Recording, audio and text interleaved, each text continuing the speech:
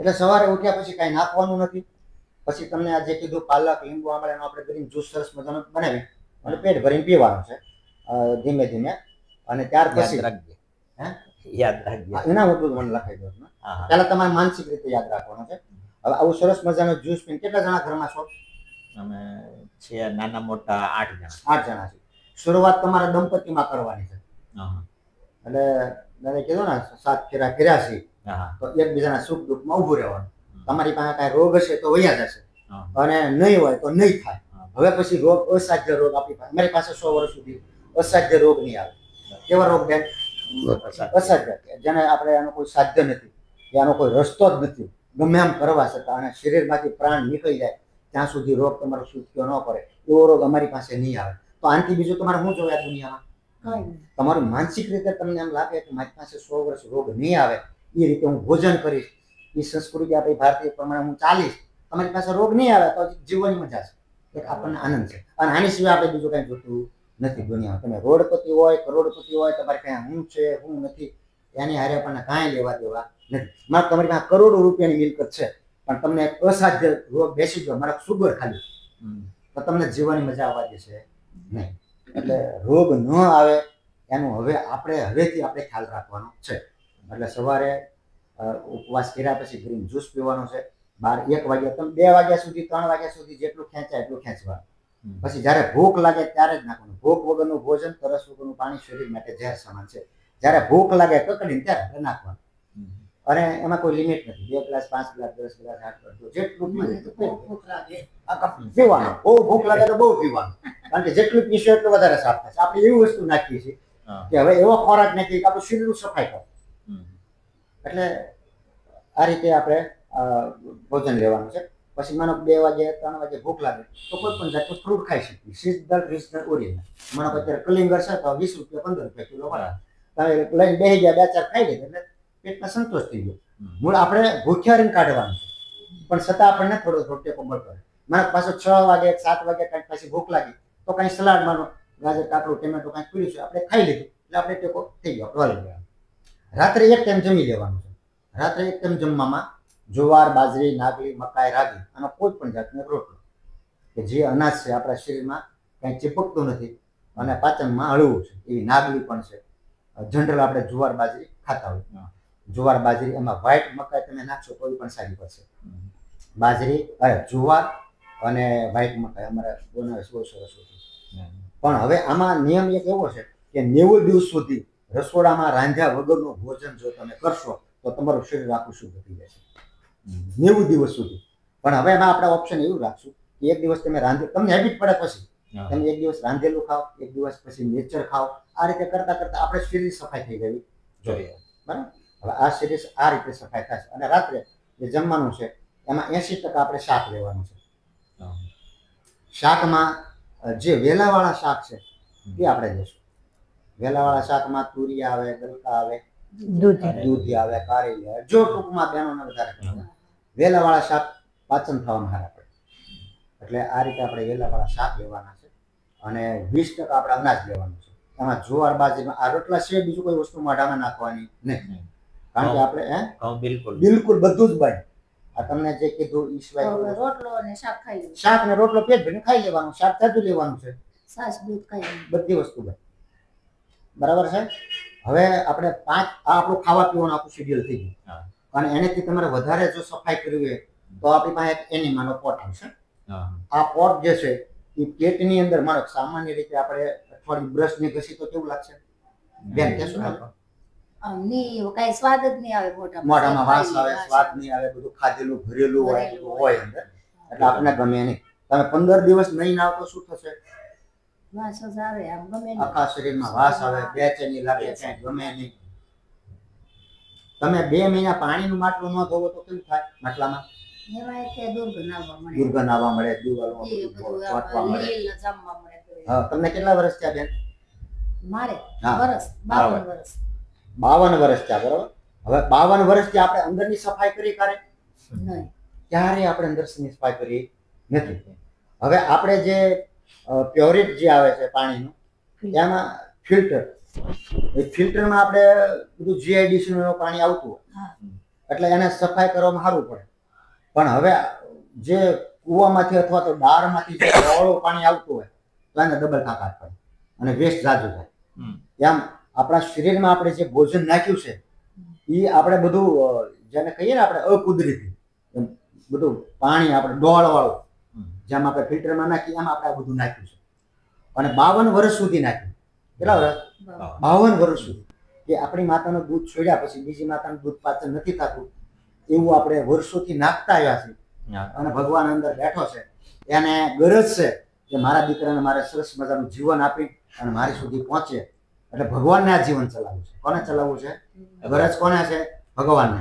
પ્રેમ છે, એક માનો પ્રેમ છે. તે ધક્કા કાઢી દે આપણે અટકે એટલે દવાખાના જઈએ, ઓલો ડોક્ટર ઇન્જેક્શન દવાનું ગોળીઓ આપે, વળી પાછું હાલે. આવું જ થાય છે. આવું થાય છે ને બેન. થોડાક રીતે એમ થાય કે રેડી થઈ ગઈ પણ ત્યાં તો વળી પાછું ઉભું.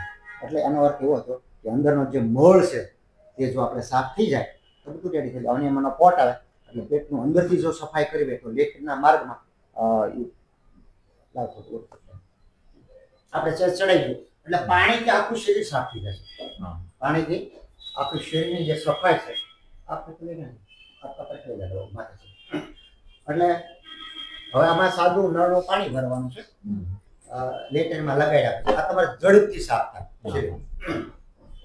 આ લગાડ્યા પછી આ કોક છે તે આપણે ચાલુ કરીએ. કોક આવશે, પાણી ભરાય ગયું, નળનું સાદું પાણી આ કોકમાં પાણી આવવા મળ્યું એટલે આ મળદ માર્ગમાં સવારે લેટ્રિન ક્યાં એટલું ચડાવી દેવાનું છે. કોક ચાલુ થઈ ગયો, પાણી અંદર આવવાનું ચાલુ થઈ ગયું. હવે આ ચડાવ્યા પછી આપણે શું કામ કરવું છે? આપણે ઈષ્ટદેવને યાદ કરવાના છે અથવા આપણા કુળદેવતા છે, આપણા ભગવાન છે, જે આરાધ્ય દેવ છે એ ઈશ્વરને યાદ કરવાના. કારણ કે પૂર્ણ ઈશ્વરની કૃપાથી આ પેટ સાફ થાય. जिसका पेट सफा इसका रोग दफा. બધા રોગ ક્યાંથી થાય છે? આને. એટલે આ તમે ચડાવી દીધું. તમારે બીજું કાંઈ કરવાનું નથી. પાણી ત્યાં પહોંચ્યું, પેટમાં ક્યાં પહોંચ્યું, આપણે કાંઈ જોડ આપણે ઈશ્વરનું સ્મરણ કરવાનું છે. અને આ કર્યા પછી તમારા પેટમાં જ્યારે લેટ્રિન જેવો ફોર્સ આવે એને કાઢી નાખવાનું છે અને કોક બંધ કરી અને સાઈડમાં મૂકી દેવાનું. આવું 1 વાર 2 વાર 5 વાર 10 વાર 50 વાર તમે કરી શકો. ઓછામાં ઓછા 5 ડબ્બા કરો સવારમાં. 5 ડબ્બા ઘેરે છો, કંઈ કામ નથી અથવા તો ક્યાંય સર્વિસમાં જતા નથી એટલે દિવસમાં 5 તો થશે. નહીં, સવારે ઉઠીને તરત લેટ્રિન ગયા તરત. કારણ કે એક કામમાં 2 કામ થઈ જાય. અને લેટ્રિન જાવ એટલે થોડું 5-10 મિનિટ વધારે સમય આપી દેવાનો. એટલે એક કામમાં 2 કામ થઈ જાય એટલે આ કામ પૂરું થઈ જાય. બપોરે તમે ઘેરે છો, રજા છો, લેડી લોકો ઘેરે હોય તો એને 12 વાગ્યા જ્યુસ પીધા પહેલા. કારણ કે સવારે તમારું જે પાણી જે ચીડ્યું છે એ મળ બધો પીગળે તૈયાર થાય. અમુક નીકળ્યો, અમુક પીગળ્યો. કારણ કે મળ પલળતા ધીરે ધીરે ટાઈમ લાગે. એટલે સવારે જે મળ પલીને તૈયાર થયો છે તમે જ્યુસ કે એવું કઈ જો પી લેશો તો એટલું ફાસ્ટ રિઝલ્ટ નહીં મળે. તો બપોરે જો ઘેરો 2 થી 3 ડબ્બા 4 ડબ્બા 5 ડબ્બા થઈ જાય તો સવારે જે કર્યું એનો બધો બપોરે નીકળશે. અને રાત્રે સૂતી વખતે જમ્યા પહેલા 1 કલાકની આજુબાજુમાં, જમ્યા પછી 1 કલાકે કરી દેવાનું, જમ્યા પહેલા કરી શકો. ટૂંકમાં ભૂખ્યા પેટે આપણે અંદરથી જે મળ છે તે કાઢવાનો. એટલે બહુ સીધું છે. આની કોઈ સાઈડ ઇફેક્ટ નથી. આ તમારો તમે 1 મહિનો કર્યું, તમને લાગે મહિનામાં મારું શરીર સાફ થઈ ગયું, તમારું શરીર અંદરથી બોલશે તમને લાગે મારું શરીર સાફ થઈ ગયું છે એટલે આને બંધ કરી દેવાની છે. પછી જ્યારે જરૂર પડે તો અઠવાડિયામાં 1 વાર અથવા 2 વાર, મને કોઈને લગ્નમાં ગયા છે વધારે જમાઈ ગયું છે તો સવારે એની માં કરીને કાઢી નાખવાનું. એટલે જેમ ગાડીમાં આપણે જેમ સર્વિસ કરાવે છે અમુક સર્વિસ કરાવે છે એટલે કોઈ તકલીફ આમાં નથી, કોઈ સાઈડ ઇફેક્ટ નથી. જેમ મોઢાના આપણા કોગળા કરી છે એમ આપણે પેટના કોગળા કરાવવાના છે. એટલે આને કહેવાય એનીમાં. અને સંજીવની કોટ પણ કહેવાય. લાખો લોકોના નવા જીવન આપ્યા છે, અમારા જે આપ્યા છે. મારું 35 કિલો વજન કાઢી નાખ્યું અને કમરની તકલીફ હતી, ભયંકર તકલીફ હતી. વિશ્વમાં કોઈ ન મટાડીએ કે એવું મારા અંતર્મનમાં થઈ ગયું હતું. અને છેલ્લે તો એવું લાગ્યું કે જ્યારે રામ બોલો ભાઈ રામ ત્યારે જ એટલો નશો છે. અને જ્યારે નવી ભોજન પ્રથા અમે નહોતા કરતા ત્યારે મારું વજન 86 કિલો હતો, કમરની તકલીફ હતી. ત્યારે એવું લાગતું હતું કે આ 10 વર્ષ હવે શરીર કામ કરશે, હવે જાજુ કામ નહીં કરે. 3 મહિનામાં મારું 35 કિલો વજન ઓછું કરી નાખ્યું. ડોક્ટરે મને કીધું તમે 5 કિલો વજન નહીં ઉપાડી શકો. આજે 100 કિલોની ગુણ મારે ખંભે નાખી દઉં, રોડની ઓલી બાજુ નાખી દઉં, કોઈ પણ ઝાડ ઉપર ચડી જાવ, કોઈ પણ થાંભલા ઉપર ચડી જાવ. કારણ કે આ બધી જે શક્તિ છે ને એ અંદરથી મળ કાઢ્યો એટલે અંદરથી શક્તિ આવી. આપણા પૂર્વજો કોણ? વાંદરા. માનવ, આદિ માનવ અને વાંદરા. આપણે એ જ કંપની છે. કારણ કે આપણા પૂર્વજો તો એ છે. આજે વાંદરા જુઓ, એક ઝાડ ઉપરથી બીજા ઝાડ ઉપર જઈ શકે, આમથી આમથી કેટલા ફરક આપણા પૂર્વજો છે. એ ખાય છે શું? પત્રમ પુષ્પમ. તો એ જ ખોરાક આપણો છે. એટલે સવારથી સાંજ સુધી આ રીતે પ્રોસેસ કરવાની છે. અને હવે શું નથી ખાવાનું તો તે બરાબર જે નથી આપણે ખાવાનું એ 5 વસ્તુ તમને સમજાવી તમે યાદ રાખજો. પહેલું છે દૂધ અને દૂધની બનાવટ બંધ કરી દેવાની તમામ. પછી બીજી છે બેકરી આઈટમ, એમાં બ્રેડ બિસ્કિટ એ બધું બંધ કરવાનું.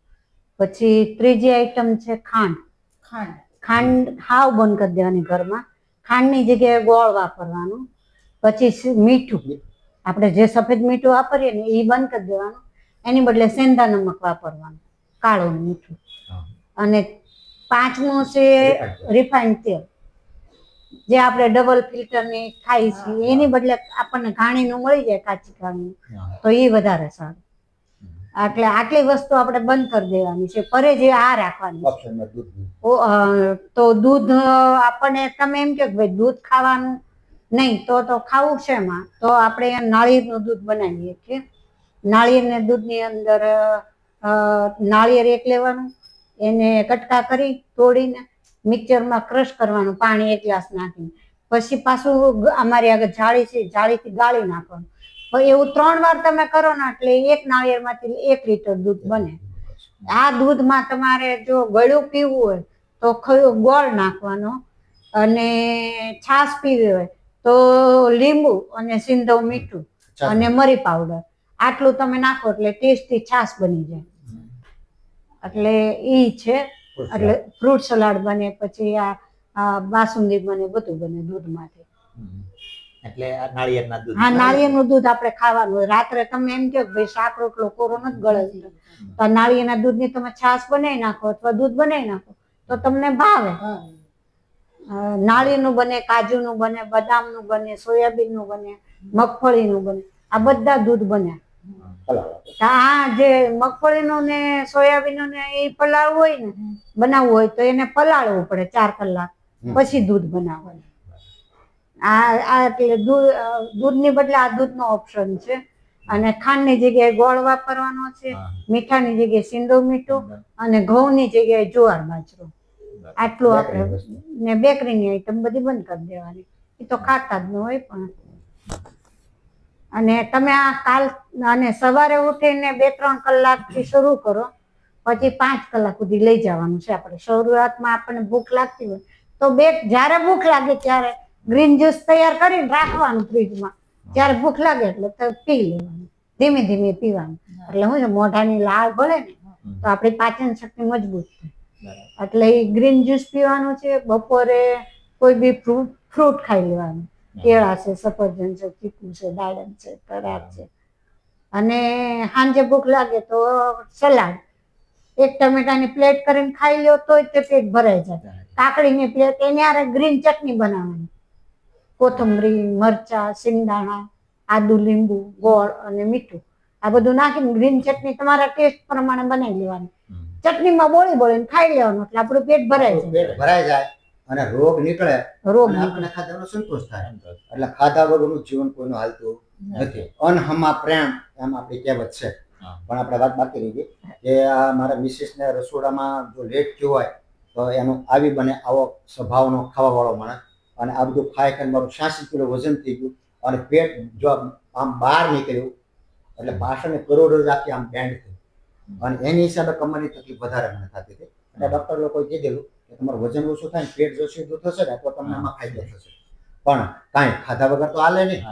એટલે મારી માનસિકતા કાઢી અને આજે કંબર આજે તંદુરસ્ત મસ્ત થઈ ગઈ છે, કોઈ તકલીફ નથી. અને મેં પહેલાં 24 કલાકના નિર્જળા ઉપવાસ કર્યા, પછી 36 કલાકના કર્યા, અને આ જ્ઞાન ઉલ્લાસ 7મા મહિનામાં મેં 15 દિવસના નિર્જળા ઉપવાસ કર્યા. કેટલા દિવસના બેન? 15 દિવસ સુધી મારી જીભ ઉપર પાણીનું ટીપું મૂક્યા વગર પ્રભુ પ્રાપ્તિ માટે કેટલું આપણે રહી શકીએ છીએ, લોકોને આપણે પીરસવાનું છે, આ ભાવથી કરેલું. મને કોઈ તકલીફ નથી, કારણ કે અમારા રોગ શરૂ કર્યા ભેગા 3 મહિના બધા નીકળી ગયા.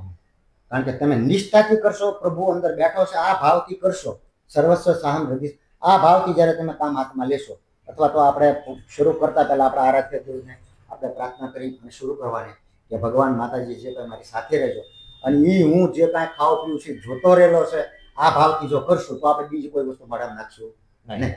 એટલે આ જ ખાવાનું છે. હવે ખાવા માટે કોઈ ફોન કરવાનો નથી, ભાઈ ડાળિયા ખાવ, સિંગ ખાવ, ફલાણું, કારણ કે રોગ જે છે એ ખાય છે. એટલે હવે આમાં સુધારો બીજો કાંઈ કરવાનો નથી. તમે 3 વાર ખાતા હશો તો મૂળતા દિવસે તમને 4 વાર ખાવા પીવાનું આપું છું, પેટ ભરી ભરીને ખાવા પીવાનું આપું છું અને રોગ કાઢવાના છે આપણે. બરાબર? એટલે આમાં પ્લસ કોઈ વસ્તુ નથી. હવે તમે જ્યુસ બનાવો ને તો એમાં આ હંસાબેન છે ને આપણે સત્ય પર સ્વામિનારાયણ એને ત્યાં હરગવો છે, તો હરગવાના પાન લાવી અને જ્યુસમાં નાખવાના એટલે એ વાહ હરી લેશે. હા, બરાબર. એ તો વિડીયો ચાલુ